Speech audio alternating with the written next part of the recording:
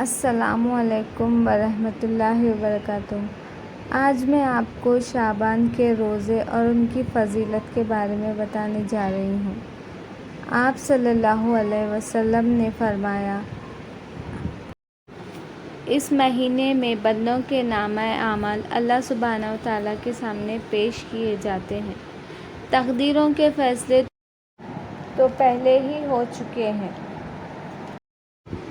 بخاری شریف میں آتا ہے کہ آپ صلی اللہ علیہ وسلم نے فرمایا کہ ایک شخص کے تقدیر کا فیصلہ تو پیدائش سے 50,000 سال پہلے ہی لکھ دیا جاتا ہے۔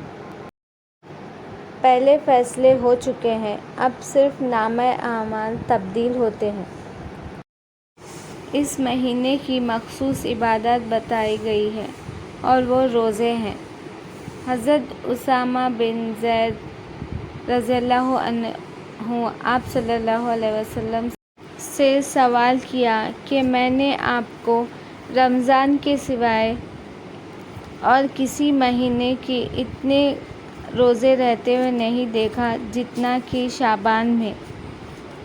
تو آپ صلی اللہ علیہ وسلم نے فرمایا، اس مہینے میں بندوں کے اعمال اللہ سبحانہ و تعالیٰ کے سامنے پیش کیے جاتے ہیں، تو میں چاہتا ہوں کہ جب میرے اعمال اللہ سبحانہ و تعالیٰ کے سامنے پیش کیے جائیں تو میں روزے کی حالت میں رہوں۔ نامہ اعمال اللہ سبحانہ و تعالیٰ کے سامنے پیش کیے جاتے ہیں اور فرشتوں کو اگلے سال کے نامہ اعمال صحائف کی شکل میں دے دیے جاتے ہیں، اور اس میں لکھا ہوتا ہے کہ بندہ کہاں جائے گا، کتنی سانس لے گا، ہر چیز اس میں لکھی ہوتی ہے۔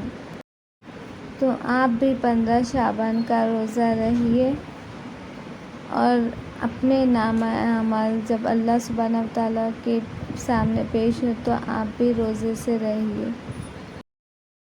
اگر آپ کو میرا ویڈیو اچھا لگے تو سبسکرائب کیجیے، لائک کیجیے، شیئر کیجیے، کمنٹ کیجیے اور بیل آئیکن کلک کیجیے تاکہ میں جب بھی ویڈیوز ڈالوں آپ تک پہنچ سکے، اور ڈیلی میں ویڈیوز ڈالتی ہوں، آپ وہ بھی ضرور دیکھیے۔ شکریہ۔